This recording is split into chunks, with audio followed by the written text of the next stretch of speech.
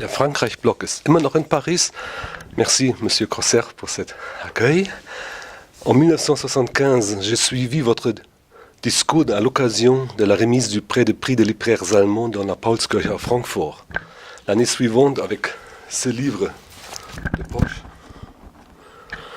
je suis allé en 1976 à Paris pour y commencer mes études. À Sciences Po, j'ai fait votre connaissance. Entre-temps, 38 ans se sont écoulés.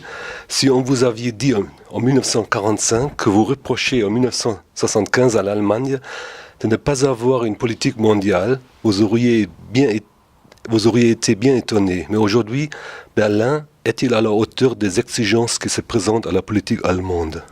Non, je répète pratiquement ce que j'ai dit dans mon discours à la Paulskirche en 1975.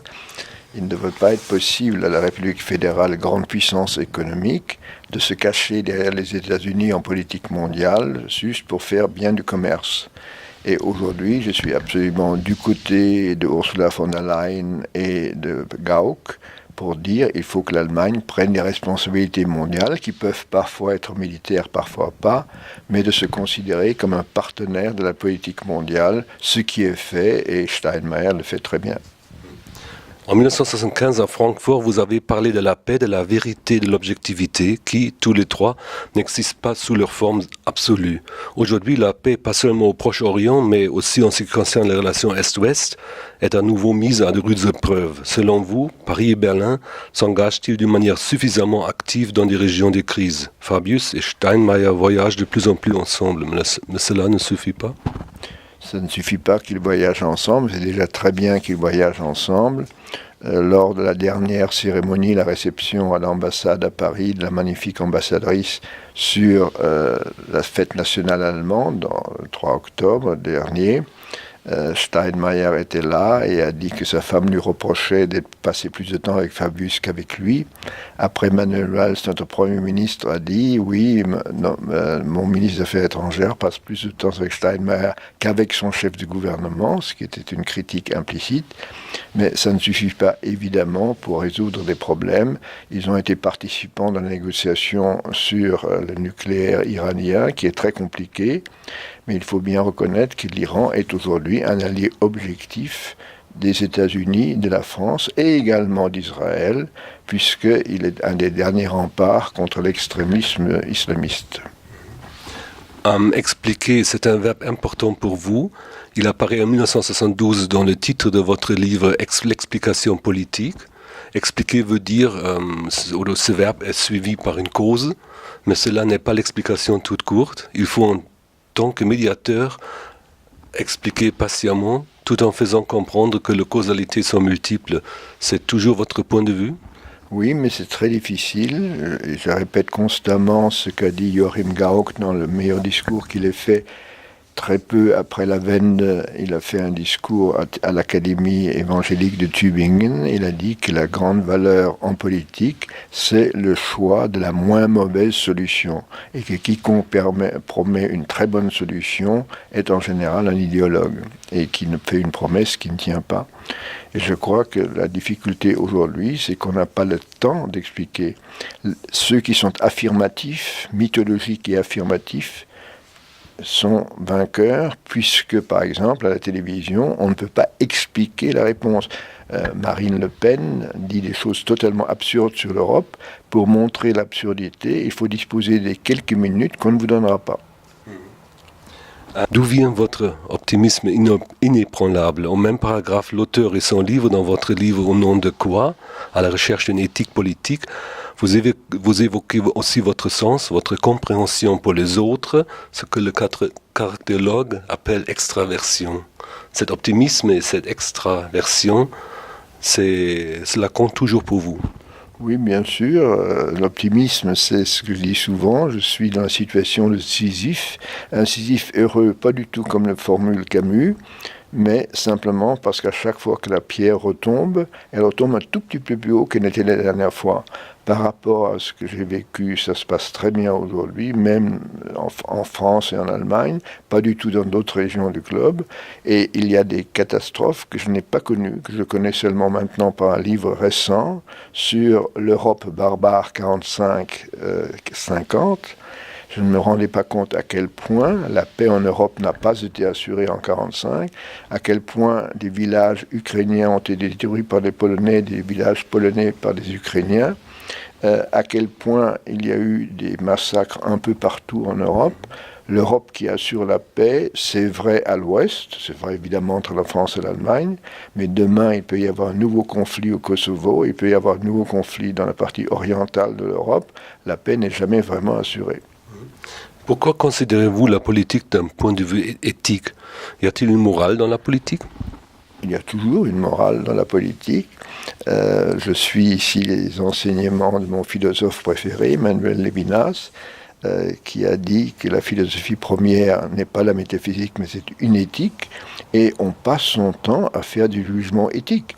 Le monsieur qui ne va pas voter en disant tous des salauds, il a une conception éthique de la politique, que je réprouve, mais il a une conception éthique de la politique, et on en s'engage constamment. La critique que l'on fait, par exemple, du rôle de l'argent dans la politique, c'est une critique morale. Et je pense que tout le monde utilise sans arrêt des jugements moraux. Alors j'ai une morale à moi, au nom de laquelle je juge aussi, et je juge prudemment parce que, comme diraient certains de mes étudiants qui suivaient mes cours, je dis toujours, ceci est vrai, mais le contraire n'est pas tout à fait faux. Dans ce même livre, vous évoquez la contradiction. Vous l'avez toujours aimé, non pas une contradiction de principe, mais une contradiction sur la base des faits, qu'on peut analyser d'un côté ou d'un autre, ce qu'on doit sans doute aussi souvent expliquer à ses interlocuteurs. Cela n'a pas changé non plus, n'est-ce pas? Oui, je crois qu'il faut surtout essayer d'être aussi socratique que possible, c'est-à-dire faire de la maïeutique. Et je prends un exemple.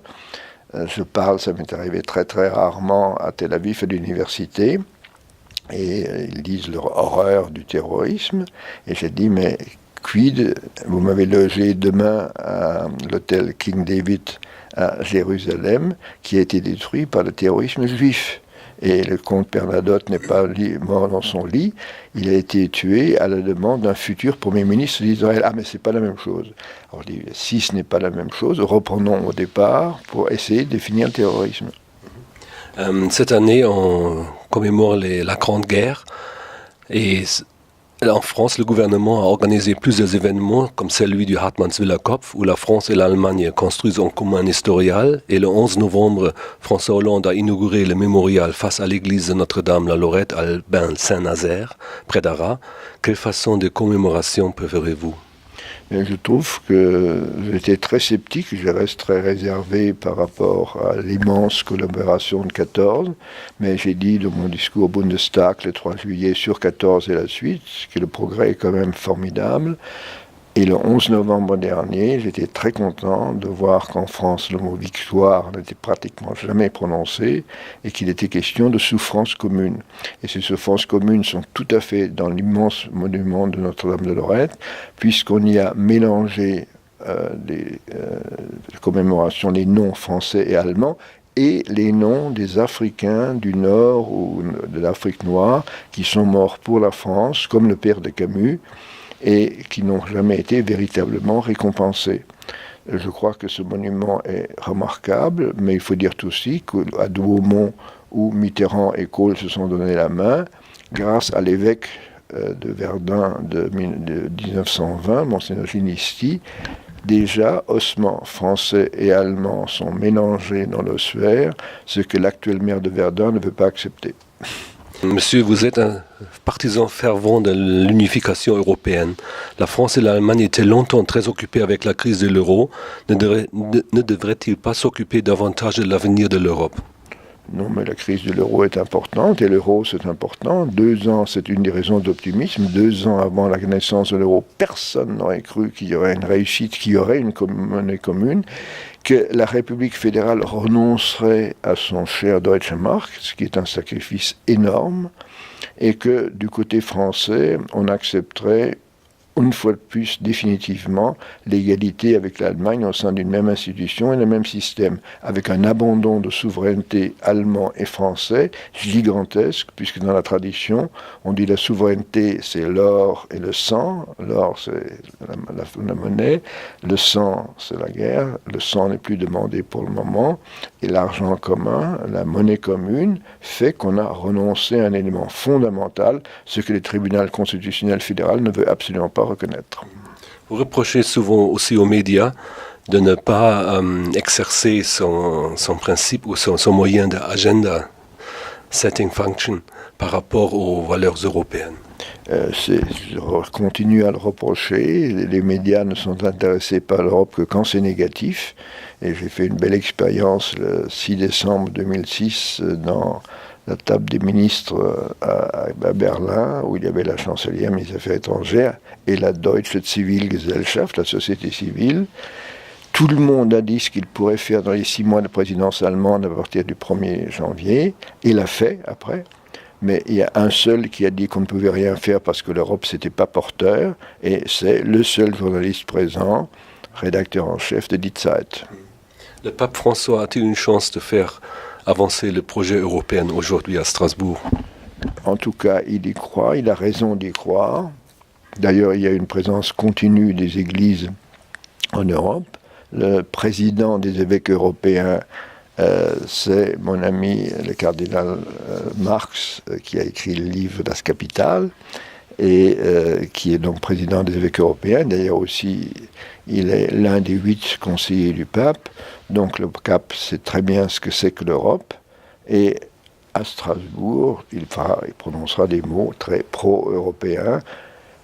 Il devrait ajouter que ne devraient faire partie de l'Europe que des gens qui respectent les normes européennes, ce qui n'est pas le cas de la Hongrie aujourd'hui. Et personnellement, je n'aurais probablement pas voté l'investiture de la commission Juncker, d'abord à cause du Hongrois scandaleux qui est commissaire, alors que les statuts de l'Europe permettent non pas d'expulser la Hongrie, mais permettent de suspendre son droit de vote à l'intérieur des communautés européennes, ce qui n'est absolument pas le cas maintenant. Et puis il y a les affaires Juncker, dont je parlerai longuement autrefois. Toute discussion, le moindre désaccord entre Paris et Berlin apparaît dans les médias comme une brouille. On dit le moteur franco-allemand ne tourne pas rond, disent les journalistes. Or, les exploits remarquables de la société civile passent inaperçus par les médias. N'ont-ils pas une lourde responsabilité? Oui, puisque dès que quelque chose est positif, ça n'a pas d'intérêt. Je prends juste un exemple. L'Office franco-allemand pour la jeunesse a fêté ses 50 ans au Palais de la Mutualité, Archicombe, c'est une des grandes salles de bail. Il y avait des choses très passionnantes, des petits collèges de banlieue déshérités faisaient des petites scènes de théâtre en allemand, c'était admirable. Aucun journal français ni allemand, aucune télévision française ni allemande n'ont rendu compte. S'il y avait eu un incident, si quelqu'un a fait le salut fasciste à l'intérieur de la salle, ça aurait été dans tous les médias. Et de la même façon, Bruxelles, c'est horrible, Paris et Berlin font des choses positives, mais Bruxelles ne le fait pas. C'est absolument incroyable d'ignorance voulue des médias en France et en Allemagne. Vous avez aussi parlé dans le journal La Croix des valeurs européennes bafouées. Oui, parce que les valeurs européennes, par exemple, dans le cas hongrois, par exemple, dans le fait que nous n'accueillons pas les réfugiés, c'est particulièrement choquant de la part de partis qui se disent chrétiens comme la CSU par exemple, et j'aurais aimé que les évêques français, peut-être aussi les évêques allemands, au lieu de parler uniquement du mariage homosexuel et dire certains d'entre eux allez manifester, disent allez manifester, regardez ce que le pape a dit à Lampedusa, manifester pour qu'on ait plus de réfugiés, c'est ça qui serait être chrétien. Et je pense que ça n'a pas été fait. Vous avez toujours insisté sur la comparaison. Vous écrivez en tant que Français sur l'Allemagne, et pour la comparaison, vous avez aussi des principes de base toujours valables pour vous, en quelque sorte. Ce sont des outils de votre analyse politique. De quel principe s'agit-il? Mais il s'agit de faire comprendre à chacun ce qu'il ne sait pas de l'autre Et c'est pour ça que pour moi, je n'ai jamais pratiqué la réconciliation franco-allemande ou l'amitié franco-allemande. J'essaie d'expliquer à l'un ce qu'il ignore de l'autre. C'est-à-dire c'est une Aufklärungsarbeit, beaucoup plus qu'une Versöhnungsarbeit. Et je pense que ça peut continuer, ça en a absolument besoin. Malheureusement, aujourd'hui, les choses ont beaucoup changé. La formule est maintenant aujourd'hui.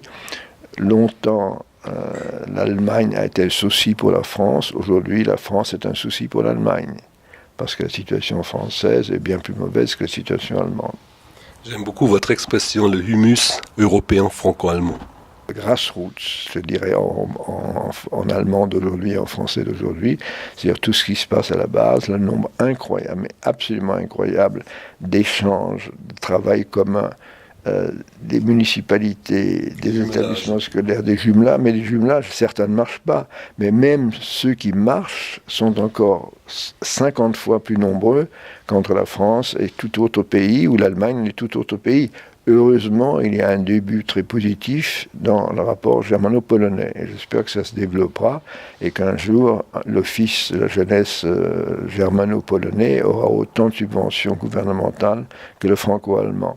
Mais pour le reste, avec l'Italie, avec la Grande-Bretagne, il n'y a pas grand-chose par comparaison. Et ce rapport à la base, c'est quelque chose de fondamental. Même quand la situation politique est mauvaise, on peut s'appuyer là-dessus. Darf ich noch am Schluss noch 3 Fragen auf Deutsch stellen? Es gibt viele Privatinitiativen zur Förderung des Erlernens der Nachbarsprache, zu denen auch France Mobil und Deutsch Mobil gehören, überhaupt die Arbeit des OFAGE. Reicht das für eine erfolgreiche Sprachenpolitik? Unsere Politiker sind in dieser Hinsicht, außer Jean-Marc Ayrault zum Beispiel und Ursula von der Leyen, ja nicht gerade die rechten sprachlichen Vorbilder. Also von der Leyen kann Französisch, ist in Brüssel erzogen worden und aufgewachsen. Und es gibt jetzt momentan, ich war gerade in Hamburg bei Saarbrücken, es gibt in der Saar eine sehr interessante Initiative, um das Ganze zu französisieren. Nicht, wie es versucht worden ist in Baden-Württemberg mit Auferlegung der Französisch als notwendige Zweitsprache, sondern eine Initiative von unten, das immer mehr gefordert wird von der saarländischen Bevölkerung, das heißt von den Eliten von der Saar, dass man immer mehr Französisch macht und so weiter. Und das funktioniert ganz gut. Ich glaube, der Niedergang der deutschen Sprache hat aufgehört in Frankreich. Man kann immer noch besser Französisch in Deutschland als Deutsch in Frankreich. Wenn man sieht, wie die deutschen Diplomaten müssen alle Französisch können. Die französischen Diplomaten kennen kein Deutsch, die meisten von ihnen, und das ist sehr traurig. Die ENA hat versucht vorzusehen, dass ab 2018 überhaupt kein Deutsch mehr unterrichtet wird, nur noch Englisch, aber das dank deutscher Intervention ist gut gegangen. Also es könnte noch schlechter gehen. Sie sind ja sehr oft in Deutschland. Was sagen Sie deutschen Schülern, damit sie mehr Französisch lernen? Das sage ich Ihnen gar nicht. Also in dem Gymnasium in Bergzabern, das meinen Namen trägt, wird sowieso sehr viel Französisch unterrichtet, brauche ich gar nicht mehr zu sagen. Und sonst rede ich mit Gymnasiasten von ganz anderen Themen als der Sprache. In Ihrer Rede zum Friedenspreis sprachen Sie 1975 von Ihrer Mittlerfunktion zwischen Deutschland und Frankreich. Warum sollten Französischlehrer vor allem auch Mittler sein? Weil sie nicht als Romanisten funktionieren sollen, denn die deutschen Romanisten sind immer noch nicht bei Frankreich angelangt. Die französischen Germanisten sind bei Deutschland angelangt. Man kann ohne weiteres habilitieren mit einer Dissertation über die deutschen Gewerkschaften. Man kann nicht in Deutschland habilitieren bei den Romanisten mit einem Ding über die französischen Gewerkschaften. Und ich hoffe, dass eines Tages die deutschen Romanisten sehen werden, dass es ein Frankreich der Gesellschaft, der Politik und der Wirtschaft gibt. Merci, je vous remercie d'avoir répondu à nos questions.